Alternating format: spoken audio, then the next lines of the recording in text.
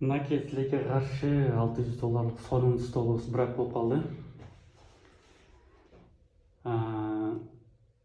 Смоланы куюп туруп, өскөлгө барып, келгенче катып калат деген ой менен шашылып, 6 сантиметрдей бир убакта куюп салган болчумун смоланы, и где-то 10-12 килограмм смоланы куюп салган болчумун одновременно. Анан астындагы кичээки смола менен булар кошулуп эгиси жүрүп, ушинтип тилекке каршы брак болуп калды. Айла жок, опыт болот.